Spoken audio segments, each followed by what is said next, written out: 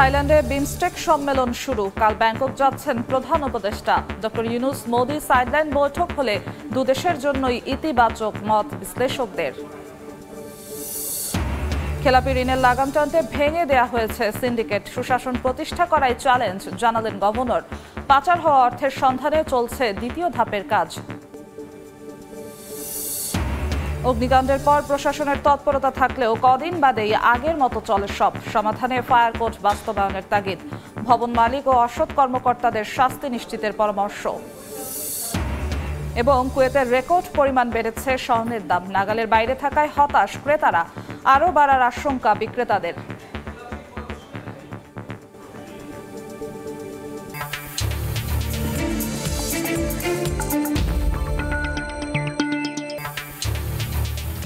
দেখছিলেন শিরোনাম। আমন্ত্রণ জানাচ্ছি দেশ ও দেশের বাইরের অর্থ বাণিজ্যের নানা খবর নিয়ে আমাদের নিয়মিত আয়োজন এ সময়ের বাণিজ্যে। আপনাদের সঙ্গে আছি আমি জিন্নাতারা যশোয়া। এ সময়ের বাণিজ্যের শুরুতেই চট্টগ্রামের সড়ক দুর্ঘটনার খবর। চট্টগ্রামের লোহাগাড়ায় বাস মাইক্রোবাস সংঘর্ষে 10 জন নিহত হয়েছেন, গুরুতর আহত শিশু সহ 3 জন। এই মুহূর্তে কক্সবাজার চট্টগ্রাম মহাসড়কে আছেন রিপোর্টার সুজাউদ্দিন রুবেল এবং চট্টগ্রাম মেডিকেল কলেজ হাসপাতালে আছেন পার্থ প্রতিম বিশ্বাস। সরাসরি প্রথমে যাচ্ছি রুবেলের কাছে। রুবেল,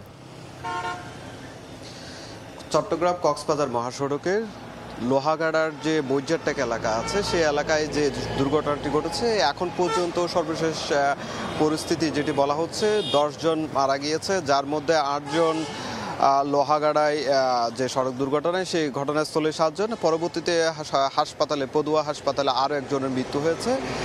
পরবর্তীতে এরপরে আরও 4 জনকে চট্টগ্রাম মেডিকেল কলেজে নিয়ে যাওয়া হয়েছিল, সেখানে চিকিৎসাধীন নেওয়ার আগেই কিন্তু আরও 2 জন, সর্বমোট 10 জনের মৃত্যু হয়েছে। এখন পর্যন্ত যে গাড়ি দুটি যে সড়ক দুর্ঘটনায় যে ঘটনাস্থল থেকে গাড়ি দুটি উদ্ধার করে 2000 হাইওয়ে পুলিশ নিয়ে গিয়েছে, সেই বিষয়টি জানিয়েছে। আমরা ফায়ার সার্ভিসের মাধ্যমে যেটি জানতে পেরেছি সেটি হচ্ছে আজ সকাল 8টার দিকে চট্টগ্রাম থেকে কক্সবাজারমুখী একটি মাইক্রোবাস এবং পাশাপাশি কক্সবাজার থেকে চট্টগ্রামগামী একটি যাত্রীবাহী বাস, দুটি সংঘর্ষ হয়। পরবর্তীতে পিছন থেকে মাইক্রোবাসকে আরেকটি মাইক্রোবাস একটি চাপা দিলে মোটামুটি যে মাইক্রোবাসের যাত্রী যারা সবাই নিহত হয়েছেন, সবাই এই গাড়িটি দুমড়ে মুচড়ে যায়, সেই বিষয়টি জানিয়েছে। আমরা লোহাগাড়া থানার ভারপ্রাপ্ত কর্মকর্তার সঙ্গে কথা বলেছি, তিনি যে বিষয়টি জানিয়েছে এখন পর্যন্ত 10 জনের মৃত্যু হয়েছে এবং তার মধ্যে 8 জনের মরদেহ এখন লোহাগাড়ায় রয়েছে। বাকিদের যে আহত হয়েছে 4 জন মতো আহত আছে, তাদেরকে চিকিৎসা দেওয়া হচ্ছে।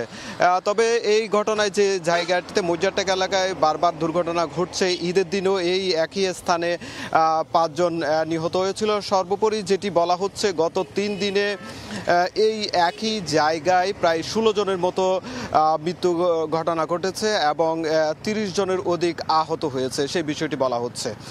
তবে কি কারণে বারবার এই একই জায়গায় দুর্ঘটনা ঘটছে সেটি আসলে কি বিষয়গুলো খুঁজে বের করার দাবি জানিয়েছে স্থানীয় এলাকাবাসী। তো এই ছিল আমার কাছে সবশেষ। আমরা এখন চলে যাচ্ছি চট্টগ্রাম মেডিকেল কলেজে আছে আমাদের সহকর্মী পার্থ প্রতিম বিশ্বাস। আবারও চট্টগ্রাম কক্সবাজার মহাসড়কে ভয়াবহ সড়ক দুর্ঘটনার ঘটনা ঘটেছে। দুর্ঘটনায় এখনো পর্যন্ত 10 জনের মৃত্যু হয়েছে। কিছুক্ষণ আগে আমরা দেখেছি চট্টগ্রাম মেডিকেল কলেজ হাসপাতালে আহত 4 জনকে কিন্তু উদ্ধার করে নিয়ে আসা হয়েছে, কিন্তু তার মধ্যে 2 জনকে কর্তব্যরত চিকিৎসক কিন্তু মৃত ঘোষণা করে। আসলে বারবার কেন একই জায়গায়, বিশেষ করে চুনতির যে জাঙ্গালিয়া এলাকা রয়েছে সেই জায়গাটিতে কিন্তু সড়ক দুর্ঘটনার ঘটনা ঘটছে। ঈদের দিনও কিন্তু একই ঘটনা ঘটেছিল, একটি বাস এবং মিনি বাসের মধ্যে মুখোমুখি সংঘর্ষে কিন্তু 5 জনের মৃত্যু হয়েছিল এবং গতকাল একটি পিকনিক বাসেরও দুর্ঘটনা ঘটেছিল, সেখানে 12 জন আহত হয়েছিল এবং আজকে বাস এবং মাইক্রোবাসের মুখোমুখি সংঘর্ষে কিন্তু ইতিমধ্যেই প্রথমে স্পটে কিন্তু 7 জনের মৃত্যু হয়েছে। এরপর চট্টগ্রাম মেডিকেল কলেজ হাসপাতালে আনার পরে 2 জনের মৃত্যু হয়েছে এবং পদুয়া হাসপাতালে, স্থানীয় একটি পদুয়া হাসপাতালে একজনের মৃত্যু হয়েছে, এমনটি কিন্তু আমরা জানতে পেরেছি। তবে এখানে যারা উদ্ধার করে নিয়ে এসেছেন, বিশেষ করে আমরা দেখেছি যে আসলে চালক ছিলেন, গাড়ির চালক এবং স্থানীয় একজন মানুষ মানুষ উদ্ধার করে নিয়ে এসেছেন। তিনি বলছেন আসলে বারবার এই যে সড়ক দুর্ঘটনা ঘটছে চুনতির এই জাঙ্গালিয়া যে এলাকাটি, এটি একটি ভয়াবহ এলাকা হয়ে দাঁড়িয়েছে। কিন্তু কি কারণে এখানে বারবার সংঘর্ষের ঘটনা ঘটছে কিংবা দুর্ঘটনা ঘটনা ঘটছে সেটি আসলে তদন্ত করে দেখা উচিত বলে তিনি মনে করেন। বিশেষ করে আসলে বারবার বলছেন বাস চালকদের বেপরোয়া যে মনোভাব কিংবা বিপজ্জনক যে বাঁক, সেই বিপজ্জনক বাঁকের কারণেই কিন্তু এই ধরনের সড়ক দুর্ঘটনা ঘটছে, এমনটাই কিন্তু বলছেন এলাকাবাসী বা যারা উদ্ধার করে নিয়ে এসেছেন তারা। তবে এই ধরনের দুর্ঘটনা যাতে আর না ঘটতে পারে সেজন্য প্রশাসনকে ব্যবস্থা নেওয়ারও কিন্তু আহ্বান জানিয়েছেন। এবং যারা যে 4 জনকে এখানে নিয়ে আসা হয়েছে এবং যে 2 জন মারা গেছেন তাদের কোনো স্বজনদেরকে এখনো কিন্তু আমরা এখানে পাইনি। তো এই ছিল আমার কাছে এখনো পর্যন্ত চট্টগ্রাম মেডিকেল কলেজ হাসপাতাল থেকে এখানকার সর্বশেষ খবর। চট্টগ্রাম কক্সবাজার মহাসড়কের সড়ক দুর্ঘটনার সবশেষ খবর জানাচ্ছিলেন সহকর্মী সুজাউদ্দিন রুবেল এবং পার্থ প্রতিম বিশ্বাস। থাইল্যান্ডে শুরু হলো 3 দিনব্যাপী বিমস্টেক সম্মেলন। বিস্তারিত জানাতে ব্যাংকক থেকে সরাসরি যোগ দিচ্ছেন নাজমুস সালেহি। বিমস্টেক সম্মেলনের প্রথম দিন পররাষ্ট্র সচিব পর্যায়ের কর্মকর্তাদের বৈঠক সেটি শুরু হয়েছে। সেখানে বাংলাদেশের 5 সদস্যের প্রতিনিধি দলের নেতৃত্ব দিচ্ছেন বাংলাদেশের পররাষ্ট্র সচিব জসিমউদ্দিন। তিনি মূলত আজকে এখানে বক্তব্য রেখেছেন এবং বাংলাদেশকে অর্থনীতি, বাণিজ্য এবং বিনিয়োগ এবং উন্নয়ন এই 3টি সেক্টরে বাংলাদেশের উন্নয়নের জন্য তিনি আসলে এই বিমস্টেকভুক্ত 7টি দেশের যারা যোগদান করেছেন তাদেরকে আসলে তিনি আজকে আহ্বান জানিয়েছেন।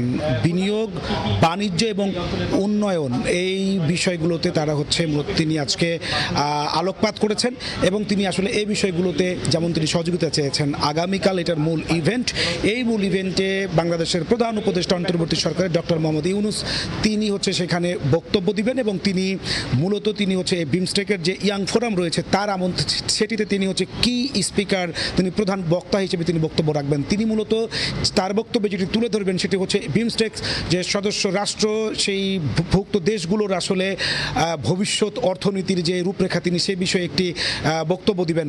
বিশেষ করে এখানে যে নীল অর্থনীতি বলা হচ্ছে সেই নীল অর্থনীতি কাজে লাগিয়ে সমুদ্র সীমাকে ব্যবহার করে এই অঞ্চলের কিভাবে পারস্পরিক সহযোগিতার মধ্য দিয়ে এই শিপিং ট্রান্সপোর্টেশনের মাধ্যমে কিভাবে একটি মুক্ত অর্থনীতির বাণিজ্য গড়ে তোলা যায় সে বিষয়টি এই অঞ্চলের মানুষের দীর্ঘদিনের চাহিদা এবং তারা মনে করছেন যে যেহেতু এই সম্ভাবনার দ্বার যদি উন্মুক্ত হয় তাহলে পারস্পরিক সবাই লাভবান হওয়ার সুযোগ রয়েছে। আগামী এই বিমস্টেক সম্মেলনের মধ্য দিয়ে আগামী 2 বছরের জন্য সভাপতি হিসেবে দায়িত্ব পালন করবে বাংলাদেশ। তখন ডক্টর মোহাম্মদ ইউনূসের নেতৃত্বে কিছুটা হলেও এই অঞ্চলের যে মুক্ত বাণিজ্যের অর্থনীতির দ্বার এবং সমৃদ্ধ হওয়ার যে সম্ভাবনা তা কিছুটা আরও বেগবান হবে এমন প্রত্যাশা নিয়ে শেষ হবে 3 দিনব্যাপী এবারের বিমস্টেক সম্মেলন। এই ছিল আমার কাছে বিমস্টেক সম্মেলনের সর্বশেষ। বিমস্টেক সম্মেলনের খবর জানাতে ব্যাংকক থেকে যুক্ত হয়েছিলেন সহকর্মী নাজমুস সালেহি। এদিকে বিমস্টেক সম্মেলনের সাইড লাইনে ডক্টর ইউনূস ও মোদি বৈঠক হলে দুদেশের টানাপোড়েন নিরসনে ভূমিকা রাখতে পারে বলে মনে করছেন বিশ্লেষকরা। এছাড়া রোহিঙ্গা প্রত্যাবাসনে মিয়ানমারের পাশাপাশি ভারত, থাইল্যান্ডের সঙ্গে আলোচনা গুরুত্বপূর্ণ বলেও জানান তারা। ধ্রুব ব্যানার্জির রিপোর্ট। বাংলাদেশ ভারত সম্পর্কে চলছে টানাপোড়েন, আর এর মধ্যেই থাইল্যান্ডে অনুষ্ঠিত হতে যাচ্ছে 6ষ্ঠ বিমস্টেক সম্মেলন, যাতে ভারত সহ দক্ষিণ এশিয়ার 7টি দেশ অংশ নেবে। কূটনীতিবিদরা এবার বিমস্টেক সম্মেলনে সাইডলাইন বৈঠকগুলোর উপর গুরুত্ব দিচ্ছেন। ভারতের পররাষ্ট্রনীতিতে আঞ্চলিক সহায়তাকে সুদৃঢ় করার বড় রকমের পরিবর্তন না আসাকে দুর্ভাগ্য উল্লেখ করে ইউনূস মোদির বৈঠক দুদেশের টানাপোড়েন নিরসনে কার্যকর ভূমিকা রাখতে পারে বলেও মনে করেন অর্থনীতিবিদ ও আন্তর্জাতিক সম্পর্ক বিশ্লেষকরা। বাংলাদেশের দিক থেকে আসলে চেষ্টা চালাতে হবে যাতে ভারতের প্রধানমন্ত্রী নরেন্দ্র মোদীর সঙ্গে মাননীয় প্রধান উপদেষ্টার এটা সাইডলাইন মিটিং হতে পারে, সে 10 মিনিটে হতে পারে। যে সম্পর্কের বরফ গলা সেটার উপরে কিন্তু আসলে আগামী দিনের যে বাণিজ্য, বিনিয়োগ এই বিষয়গুলো নির্ভর করছে, বা চলমান যে সমস্ত প্রকল্পগুলো আছে সেই প্রকল্পগুলো তো একটা ভবিষ্যৎ লাগবে। বৈঠকটা খুব স্বাভাবিকভাবেই 2 দেশের মধ্যে যে এখন বিবাদমান একটা গ্যাপ চলছে এবং রাজনৈতিক বা কূটনৈতিক ক্ষেত্রে যে ধরনের একটা প্রেসার চলছে সেটা লাঘবে খুব সহায়ক হতো। রোহিঙ্গা প্রত্যাবাসনের বিষয়ে মিয়ানমারের পাশাপাশি ভারত, থাইল্যান্ডের সঙ্গে আলোচনা গুরুত্বপূর্ণ বলেও মত তাদের। বাণিজ্য বিনিয়োগের পাশাপাশি যোগাযোগ মহাপরিকল্পনার আলোচনায় প্রধান উপদেষ্টার জোরালো ভূমিকা রাখার সুযোগ রয়েছে বলেও জানান তারা। মিয়ানমারের সাথে যদি এক ধরনের নেগোসিয়েশনে আসা যায় এবং সেই ক্ষেত্রে যদি বিমস্টেকের রাষ্ট্রগুলি এবং আসিয়ানের রাষ্ট্রগুলি, পার্টিকুলারলি এখানে যেহেতু থাইল্যান্ড আছে, তাদেরকে নিয়ে যদি আমরা এক ধরনের আলোচনার সুযোগ তৈরি করি, আমার মনে হয় যে কানেক্টিভিটির ক্ষেত্রে বাংলাদেশ একটা বড় অগ্রগতি অর্জন করবে। যদি কোন রকমের বাণিজ্যিক অগ্রগতি অর্জন করতে হয় তাহলে সেক্ষেত্রে আমাদের দেশগুলোর মধ্যে আসলে একটা মুক্ত বাণিজ্য চুক্তি দরকার। এখন আমাদের সবচেয়ে গুরুত্বপূর্ণ যে কাজটি করতে হবে এই মুহূর্তে সেটি হলো যে থাইল্যান্ডের সঙ্গে এটা আলাপ আলোচনা শুরু করতে হবে। এবারের সম্মেলনে বাংলাদেশকে পরবর্তী 2 বছরের জন্য বিমস্টেকের সভাপতি হিসেবে ঘোষণা করা হবে। ধ্রুব ব্যানার্জি, সময় সংবাদ, ঢাকা। ঈদ আনন্দ উপভোগে তৃতীয় দিনেও বিনোদন কেন্দ্রে ভিড় করছেন দর্শনার্থীরা। সেই খবর জানাতে জাতীয় চিড়িয়াখানায় আছেন রিপোর্টার কাজল আব্দুল্লাহ। সরাসরি যাচ্ছি তার কাছে। কাজল,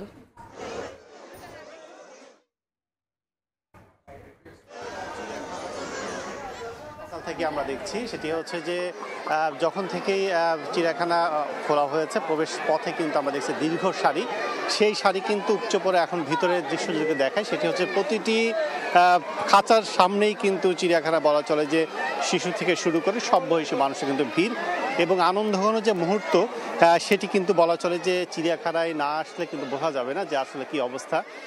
ধুলো আছে, সবকিছু আছে, তবুও কিন্তু অব্যবস্থাপনাও আছে কিছু, সবকিছু মিলেই কিন্তু ঈদের আনন্দ যেটি সেটি কিন্তু উপভোগ করছেন সাধারণ দর্শনার্থী। এবং সেক্ষেত্রে বলা চলে যে শিশুদের সবচেয়ে কোমলমতি যে শিশু তাদের সবচেয়ে বেশি আগ্রহের জায়গা এই চিড়িয়াখানা, যেহেতু ছোটবেলা থেকেই বিভিন্ন প্রাণীকুলের সঙ্গে প্রাণীর যে বইগুলো থাকে সেই বইগুলো কিন্তু তারা দেখে ছোটবেলা থেকে, বিভিন্ন প্রাণীর ছবি, সেই ছবিগুলো যখন বাস্তবে এসে তারা এখানে উপলব্ধি করতে পারছে এবং সেই প্রাণীগুলোর সাথে পশু পাখির সাথে যখন তারা সান্নিধ্যে আসছে, সন্ধি হচ্ছে তাদের সাথে, তাদের অভিভাবকরা তাদের পরিচিত ঘটাচ্ছেন সেই বই পুস্তকের যে ছবি, সেই ছবির সাথে আসলে জীবন্ত যে পশু পাখি সেগুলো তারা দেখছে এবং উপলব্ধি করছে এবং বস্তু জগতের সাথে যখন তারা এই মেলবন্ধনগুলো দেখছে তারা কিন্তু আরও বেশি আগ্রহ উদ্দীপনা তাদের মাঝে আরও বেড়ে যাচ্ছে। এবং অভিভাবকরা যেটি বলছেন সেটি হচ্ছে যে ইট পাথরের যে নগরী, সেই নগরীর যে প্রতিটি ঘরের মধ্যে আবদ্ধ অবস্থায় থাকে শিশুরা, সেই অবস্থা থেকে কিন্তু যে বিনোদন ঘন যে আনন্দ মুহূর্ত যে ঈদকে কেন্দ্র করে আসে, সেই ঈদের এই ছুটির দিনগুলোকে তারা উপভোগ করাতেই শিশুদের নিয়ে, বাচ্চাদের নিয়ে তারা কিন্তু এই দর্শনার্থী নিয়ে দর্শনার্থী হিসেবে তারা কিন্তু এসছে এই স্পটগুলোতে। এবং একইভাবে তারা বলছেন যে যতটুকু সময় পান তারা কিন্তু এই সময়গুলো তাদের শিশুদের, বাচ্চাদের তারা কিন্তু দিতে চান এবং সেই আগ্রহের জায়গা থেকে কিন্তু আসছে। আর একটি পরিসংখ্যান জানাতে সেটি হচ্ছে যে শুধু জাতীয় চিড়িয়াখানায় যদি বলি, ঈদের দিন প্রায় 70,000 দর্শনার্থীর এখানে আগমন হয়েছে এবং ঈদের পরদিন অর্থাৎ গতকাল কিন্তু আমরা জানতে পেরেছি চিড়িয়াখানা কর্তৃপক্ষ যেটি জানিয়েছেন 1,70,000 দর্শনার্থী কিন্তু এখানে প্রবেশ করেছেন এবং তারা বিভিন্নভাবে এই স্থাপনার যে প্রাণী পশু পাখি রয়েছে তাদের সেগুলোর সাথে কিন্তু দেখেছেন এবং আজকেও কিন্তু সেটি লক্ষাধিক প্রবেশ করবে দর্শনার্থী, এমনটা কিন্তু তাদের আশা। তো সব মিলে বলা যায় যে ছুটির এই দিনগুলো অর্থাৎ শনিবার পর্যন্ত ঢাকায় যারা আছে তারা এই দর্শনীয় স্থানগুলোতে ঘুরবেন এবং যারা ঢাকার বাইরে থেকে আসবেন আবার ঢাকায় ব্যাক করুন তারাও কিন্তু ঘুরবেন। তো আমার কাছে এই ছিল জাতীয় চিড়িয়াখানা থেকে সবশেষ। জাতীয় চিড়িয়াখানা থেকে সরাসরি যুক্ত হয়েছিলেন সহকর্মী কাজল আব্দুল্লাহ। ভাঙনের 2 দিন পর সাতক্ষীরায় শুরু হয়েছে বাঁধ মেরামতের কাজ। সকাল 8:30টার দিকে সেনাবাহিনীর সহযোগিতায় পানি উন্নয়ন বোর্ড জিও টিউন রিং বাঁধের কাজ শুরু করে। এর আগে ঈদের দিন সোমবার সকালে খোলপেতুয়া নদীর পানির তোড়ে 150 ফুট বেড়িবাঁধ ভেঙে যায়। এতে আশাশুনি উপজেলার বিছট এলাকায় পানি প্রবেশ করে গ্রামের পর গ্রাম প্লাবিত হয়। খেলাপি ঋণের লাগাম টানতে ব্যাংক খাতের সিন্ডিকেট ভেঙে দেয়া হয়েছে। এবার চ্যালেঞ্জ সুশাসন প্রতিষ্ঠা করা। যেসব ব্যাংক একেবারে ঘুরে দাঁড়াতে পারবে না সেগুলো একীভূত করা হবে, কিন্তু বন্ধ হবে না। সম্প্রতি লন্ডন সফরে সময় সংবাদের সঙ্গে একান্ত আলাপে এসব কথা জানিয়েছেন বাংলাদেশ ব্যাংকের governor doctor Ahsan H Mansur. বিস্তারিত জানাচ্ছেন শোয়েব কবির। ধীরে ধীরে মুক্ত হচ্ছে হাসিনা সরকারের আমলে জিম্মি হয়ে পড়া বাংলাদেশের ব্যাংকিং খাত। একই সঙ্গে চলছে গ্রাহকের আস্থা ফিরিয়ে ব্যাংকিং ব্যবস্থাকে স্বাভাবিক করার কার্যক্রম।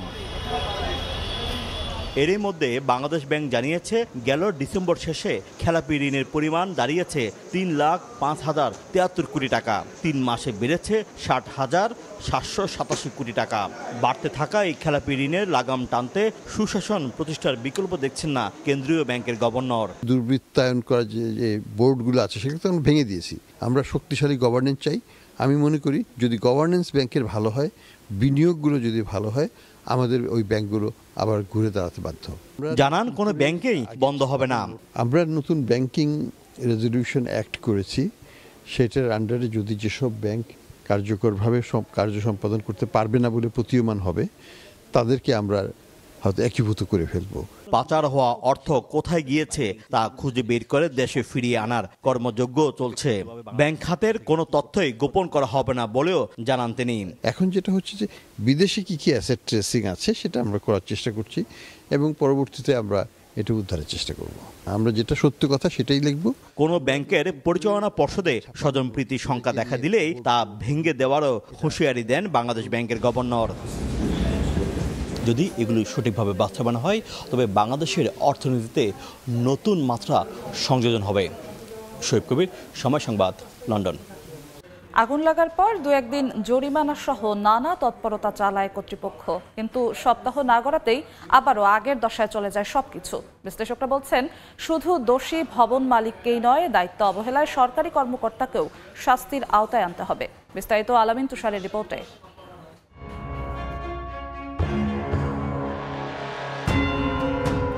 রাজধানী ঢাকায় ভবন নির্মাণের জন্য ন্যূনতম নিয়ম যে মেনে চলা হয় না তার প্রমাণ এমন একে অপরের গা ঘেঁষে দাঁড়িয়ে থাকা বহুতল ভবন। এটি রাজধানীর নিউ মার্কেট এলাকা।